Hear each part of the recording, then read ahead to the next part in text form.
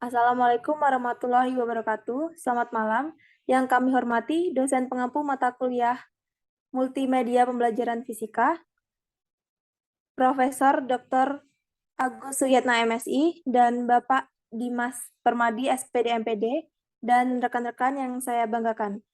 Sebelumnya izinkan kami, kelompok 5, untuk memperkenalkan diri. Yang pertama ada Lulu Khoiriyah dengan NPM 2113022014, Crescentia Siva Marlita dengan NPM 2113022044, Harun Yahya Ayas dengan NPM 2113022052, Najwa Syafa Nadira 2113022070, dan Mita Arbila 2113022072. Dalam presentasi kali ini, kami akan menyampaikan terkait dengan penyusunan proposal progres pada proyek multimedia. Untuk penyampaian yang pertama akan disampaikan oleh Lulu Khoiriyah. Pada Lulu, disilakan.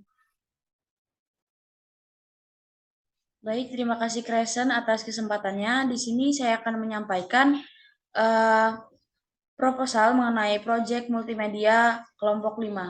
Pada bab pertama, pendahuluan, latar belakang. Multimedia pembelajaran interaktif berbasis komputer merupakan kolaborasi antara aplikasi teknologi informasi dengan unsur pendidikan. Multimedia pembelajaran interaktif telah terjadi tren yang diminati saat ini karena memberikan kemudahan kepada siswa dalam memahami pelajaran. Pada era modern ini, peran teknologi sudah sangat dibutuhkan dalam kehidupan sehari-hari. Banyak orang yang sudah memanfaatkan teknologi untuk melakukan sebuah kegiatan. Misalnya, menggunakan komputer dengan fasilitas internet, bahkan kini sudah banyak sekolah-sekolah ataupun perguruan tinggi yang memanfaatkan teknologi untuk menyampaikan sebuah pelajaran.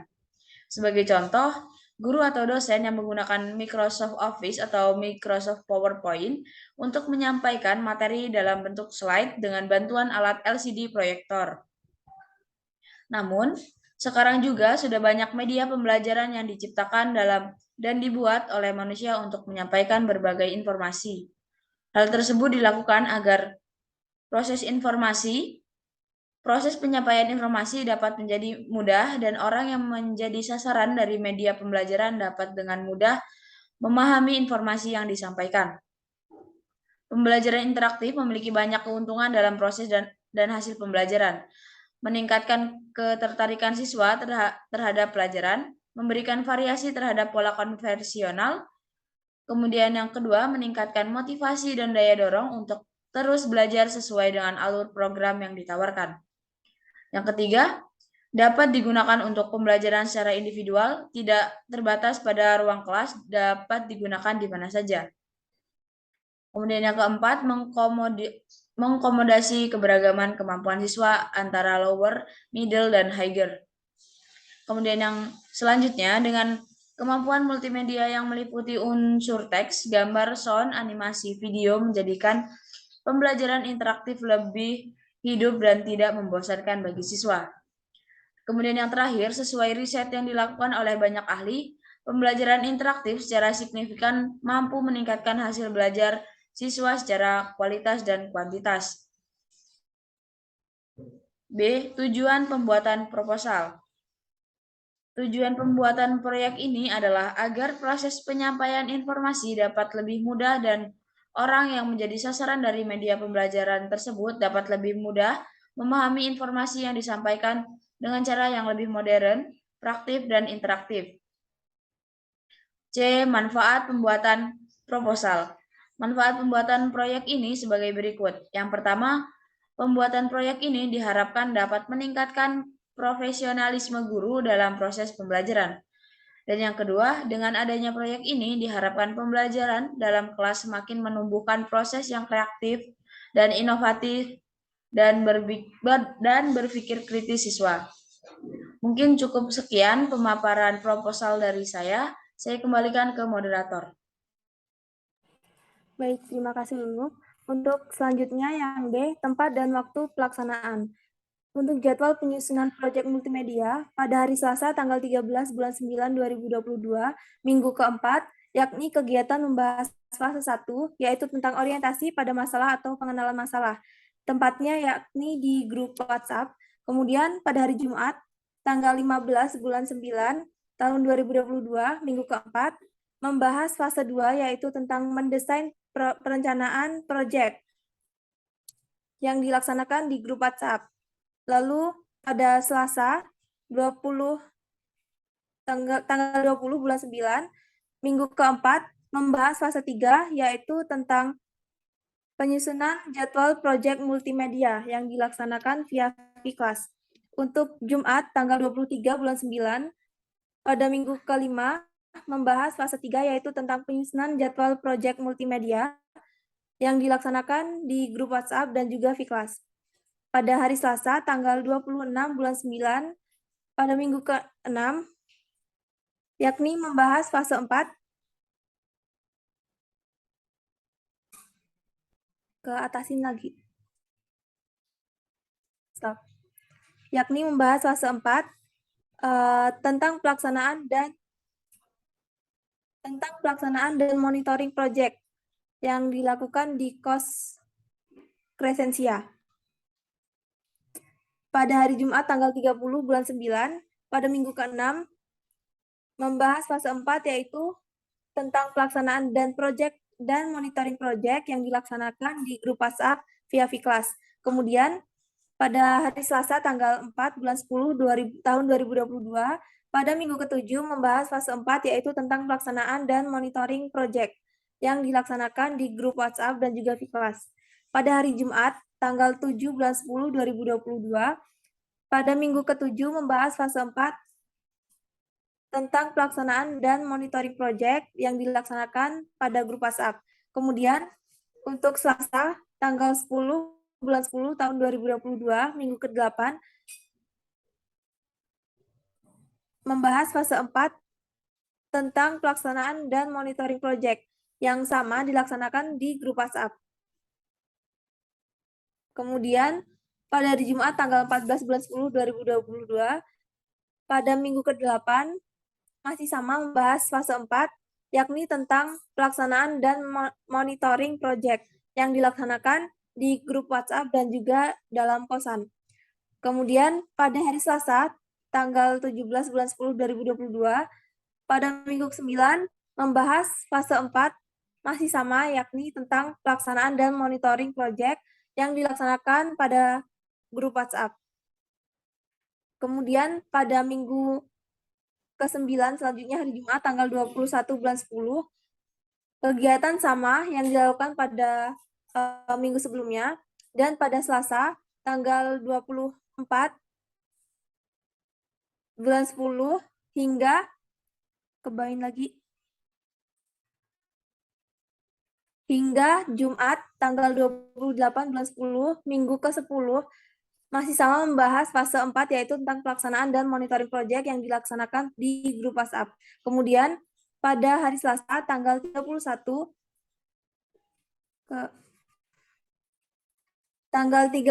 bulan 10 pada minggu ke-11, yakni membahas fase 5 tentang pengujian hasil proyek yang dilaksanakan di grup WhatsApp. Pada tanggal hari Jumat tanggal 4 bulan 11 tahun 2022, pada minggu ke-11 membahas fase 5, yaitu tentang pengujian hasil proyek yang akan dilaksanakan di KOS Lulu. Kemudian pada hari Selasa tanggal 8 bulan 11 tahun 2022, pada minggu ke-12 membahas fase 6, yaitu mengevaluasi hasil proyek. Ke bawah lagi.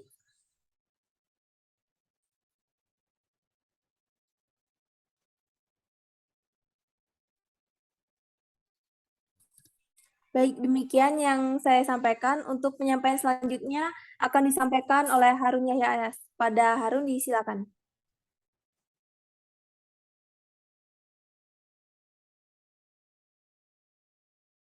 Terima kasih kepada Presiden. Selanjutnya berdua yaitu pengumpulan produk atau jasa yang digunakan pada proyek ini dan menggunakan beberapa aplikasi. Suaranya kecil.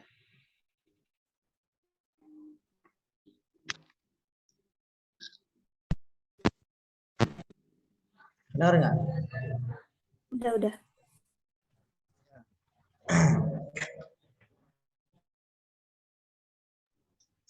Baik, izin melanjutkan. Selanjutnya yaitu bab 2, keunggulan produk atau jasa.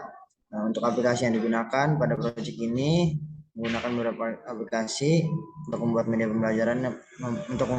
pembelajaran video, diantaranya pertama KineMaster, Power Director, VN Video, PowerPoint, Canva, dan CapCut. Dan untuk daftar fiturnya pada proyek ini kami menggunakan aplikasi yang telah dipilih melalui diskusi kelompok, yaitu dengan aplikasi utama CapCut dan aplikasi pendukung lainnya adalah Canva dan PowerPoint.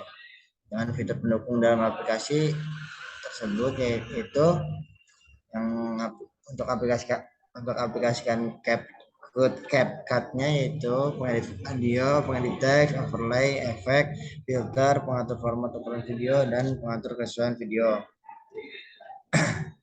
Dan untuk aplikasi Canva-nya berbagai macam template pembuatan desain, pengganti efek dan filter, penyesuaian kecerahan desain, animasi desain, transparan desain, elemen-elemen desain yang sesuai dicari, banyak macam font, dan penyesuaian warna yang dapat disetting sesuai keinginan, dan lain-lain.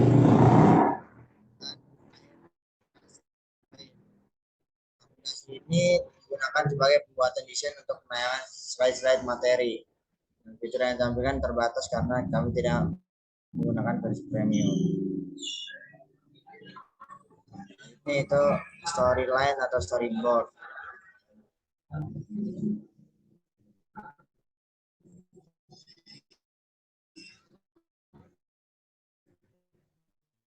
Pada hari Selasa atau penanggal masalah. Kemudian pada minggu keempat hari kami membahas fase 2 yaitu tentang mendesain perencanaan proyek. Bagi tugas setiap anggota kelompok dan membuat jadwal pembuatan proyek. Dan pada minggu kelima membahas fase 3 yaitu tentang penyusunan jadwal proyek multimedia mengikuti persen pembelajaran yang akan dibuat. Menjelaskan aplikasi CapCut sebagai aplikasi yang akan digunakan untuk media pembelajaran, dan juga menginstal aplikasi CapCut dan mempelajarinya dengan melihat referensi dari video YouTube.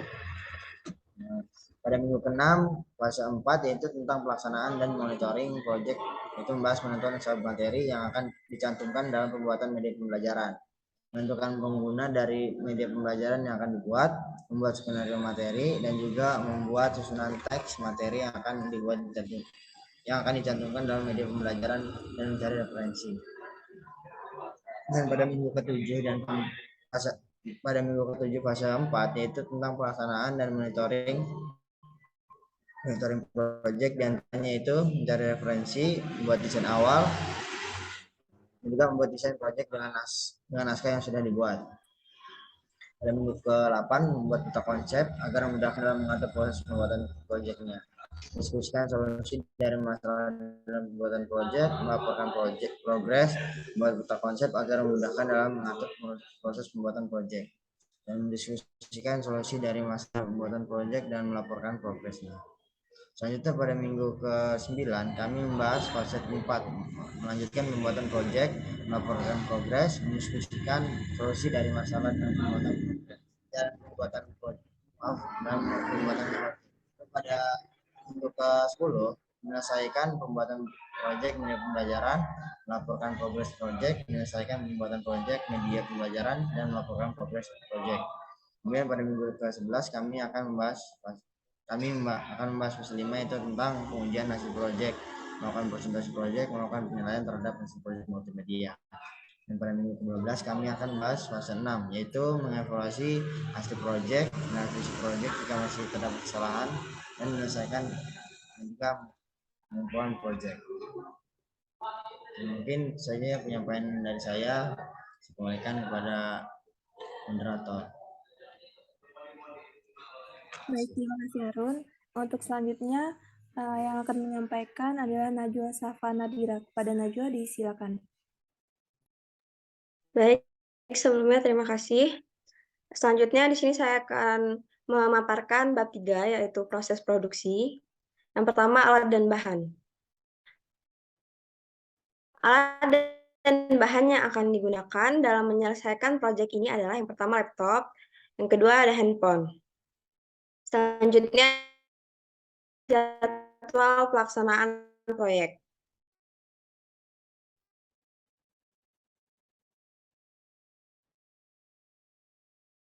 Pada hari Selasa tanggal 13 bulan 9, itu minggu keempat, membahas fase 1 yaitu tentang orientasi pada masalah atau pengenalan masalah.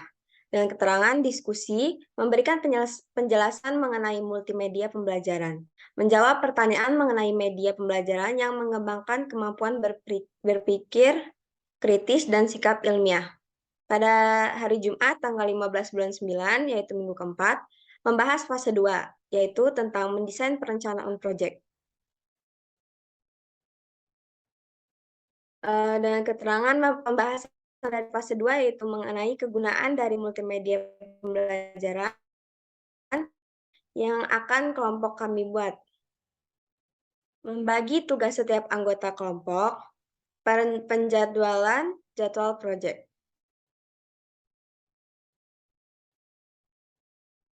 Pada hari Selasa tanggal 20 bulan 9, yaitu minggu kelima, membahas fase 3, yaitu tentang penyusunan jadwal proyek multimedia. Presentasi terkait dengan media pembelajaran yang akan dibuat, menjelaskan aplikasi CapCut sebagai aplikasi yang akan digunakan untuk membuat media pembelajaran. Pada hari Jumat tanggal 23 bulan 9, yaitu minggu kelima, membahas fase 3, yaitu tentang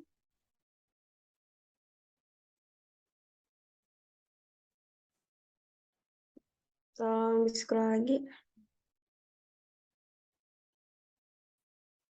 Ke atas lagi loh.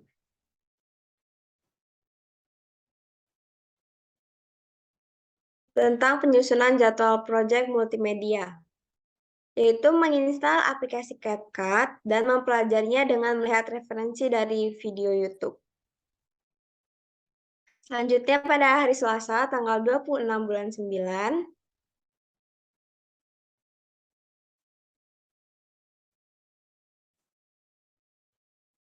pada minggu ke-6, yaitu membahas fase 4, yaitu tentang pelaksanaan dan monitoring project, yaitu menentukan submateri yang akan dicantumkan dalam pembuatan media pembelajaran, menentukan penggunaan dari media pembelajaran yang akan dibuat, serta membuat skenario materi. Pada hari Jumat, tanggal 30 bulan 9, yaitu minggu ke-6,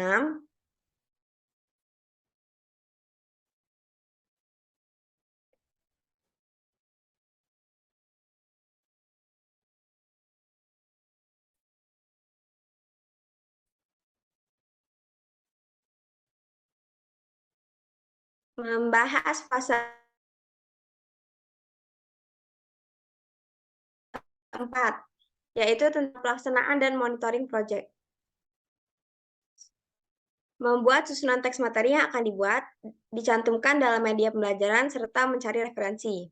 Pada hari Selasa, tanggal 4 bulan 10, minggu ke-7, membahas fase 4, yaitu tentang pelaksanaan dan monitoring project, yaitu mencari referensi, serta membuat desain awal media pembelajaran. Pada hari Jumat, tanggal 7 bulan 10, yaitu minggu ke-7, masih membahas fase 4, yaitu tentang pelaksanaan dan monitoring project. Dengan membuat desain project dengan naskah yang sudah dibuat.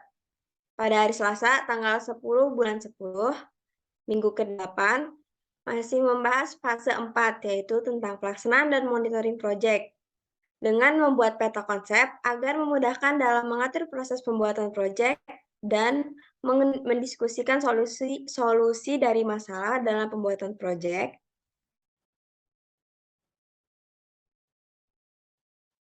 Mendiskusikan solusi dari masalah dalam pembuatan proyek serta melaporkan progres. pada hari Jumat tanggal 14 bulan 10, yaitu minggu ke-8, masih membahas fase 4 tentang pelaksanaan dan monitoring proyek dengan membuat peta konsep agar memudahkan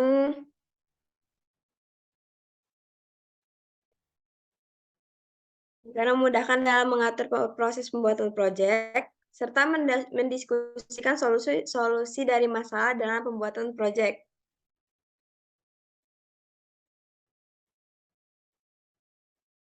Pada hari Selasa, tanggal 17 bulan 10, minggu ke-9, membahas fase 4 yaitu tentang pelaksanaan dan monitoring proyek. Dengan melanjutkan pembuatan proyek, melaporkan progres, mendiskusikan solusi dari masalah dalam pembuatan proyek. Pada hari Jumat, tanggal 21 bulan 10, minggu ke-9, membahas fase 4, yaitu tentang pelaksanaan dan monitoring proyek. Masih melanjutkan pembuatan proyek, melaporkan progres, serta mendiskusikan solusi dari masalah dalam pembuatan proyek. Pada hari Selasa, tanggal 24 bulan 10, yaitu minggu ke-10, membahas fase 4, yaitu tentang pelaksanaan dan monitoring proyek. Dengan menyelesaikan pembuatan proyek media pembelajaran, melaporkan progres proyek. Pada hari Jumat, tanggal 28 bulan 10, pada minggu ke-10, membahas fase 4, yaitu tentang pelaksanaan dan monitoring proyek. Dengan menyelesaikan pembuatan proyek media pembelajaran, serta melaporkan progres proyek. Pada hari Selasa, tanggal 31 bulan 10, minggu ke-11, membahas fase 5, yaitu tentang pengujian hasil proyek. Dengan melakukan presentasi proyek, serta melakukan penilaian terhadap hasil proyek. Pada hari Jumat, tanggal 4 bulan 11, masih di minggu 11, membahas fase 5, yaitu tentang pengujian hasil proyek. Dengan melakukan presentasi proyek, serta melakukan penilaian terhadap hasil proyek multimedia. Pada hari Selasa, tanggal 8 bulan 11, minggu ke-12, membahas fase 6,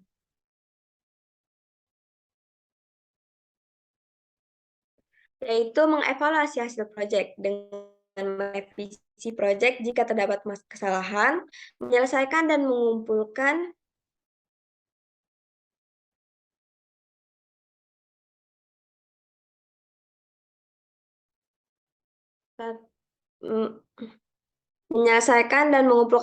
proyek. Selanjutnya yaitu anggaran biaya. Di sini kami menggunakan Canva Pro dengan anggaran biaya 35.000. Sekian dari saya kembalikan ke moderator. Baik, terima kasih Najwa. Untuk penyampaian selanjutnya akan disampaikan oleh Mita Ardila. Kepada Mita, disilakan.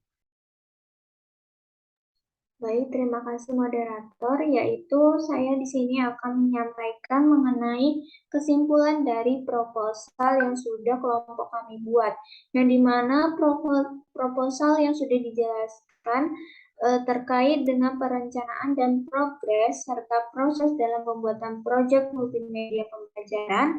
Proyek ini dibuat bertujuan agar proses penyampaian informasi dapat lebih mudah dan orang yang menjadi sasaran dari media pembelajaran tersebut dapat lebih mudah memahami informasi yang akan disampaikan dengan cara yang lebih modern, praktis, dan interaktif, di mana dengan menggunakan aplikasi utama yaitu CapCut dan aplikasi pendukung lainnya seperti Canva dan PowerPoint. Kemudian karena dirasa fitur yang ada pada aplikasi masih terbatas, maka kelompok kami memutuskan melalui diskusi untuk mendaftarkan kembali Canva Pro dengan biaya yang akan dibutuhkan yaitu sebesar Rp35.000. Cukup sekian, saya kembalikan ke moderator. Baik, terima kasih Mita. Untuk selanjutnya, yaitu penyampaian progres proyek multimedia. Sebelumnya diganti dulu share screen-nya dulu.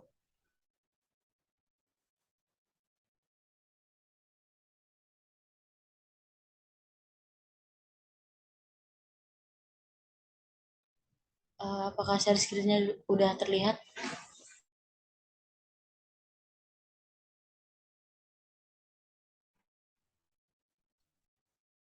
terlihat dulu, cuman Masih yang tadi, belum. Oh, masih yang tadi ya, bentar-bentar. Ya.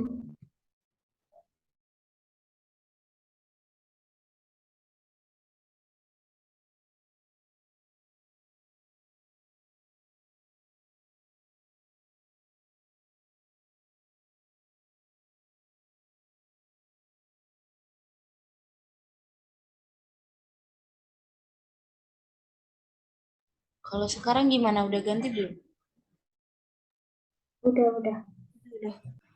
Baiklah, untuk konsep video yang telah dibuat akan disampaikan oleh Mita Ardila. Kepada Mita, disilakan kembali. Baik, terima kasih. Di sini saya akan menjelaskan mengenai konsep video dari proyek multimedia, yang dimana yang pertama ada tentunya yaitu opening, yang dimana opening ini akan ada perkenalan kelompok atau ada video singkat mengenai materi yang sudah ditentukan sesuai dengan kelompok, yaitu kelompok 5 mendapatkan materi mengenai gelombang dan getaran. Yang berikutnya yaitu ada di video, yaitu selanjutnya ada penjelasan atau definisi singkat mengenai gelombang dan getaran. Definisinya bisa dilihat seperti yang ada di layar, yaitu yang ketiga ada di dalam video itu disediakan yaitu permasalahan atau fenomena yang akan terjadi di mengenai gelombang dan getaran itu sendiri. Untuk yang berikutnya yaitu disediakan kembali materi mengenai jenis-jenis gelombang, yang dimana jenis-jenis gelombang itu terdapat penjelasannya terdapat seperti yang di layar. Boleh ke bawah lagi.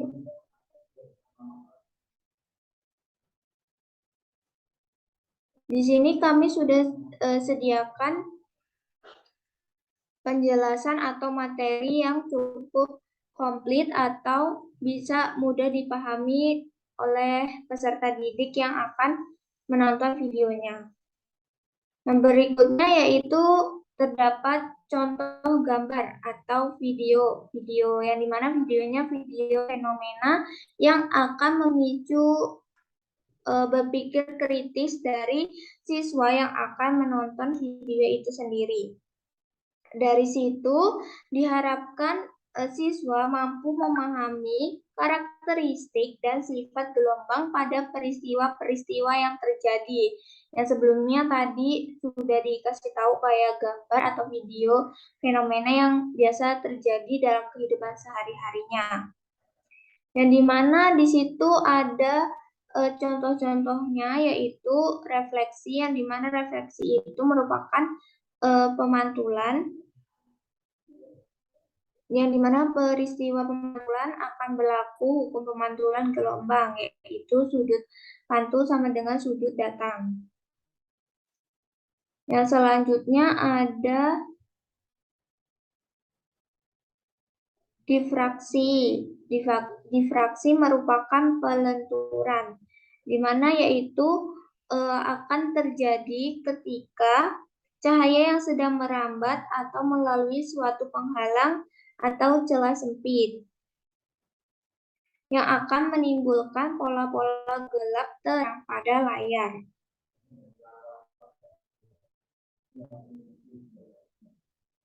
Difraksi sendiri terbagi menjadi dua, yaitu difraksi celah tunggal dan difraksi kisi atau celah banyak. Yang berikutnya ada mengenai interferensi, yaitu perpaduan, di mana interferensi ini ada interferensi celah ganda Yau.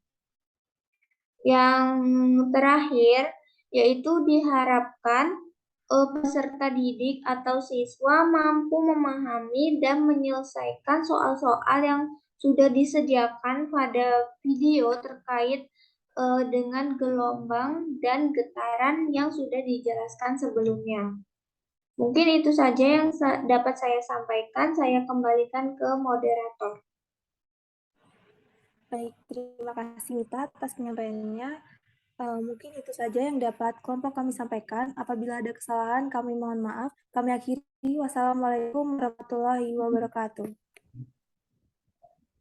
Waalaikumsalam warahmatullahi wabarakatuh.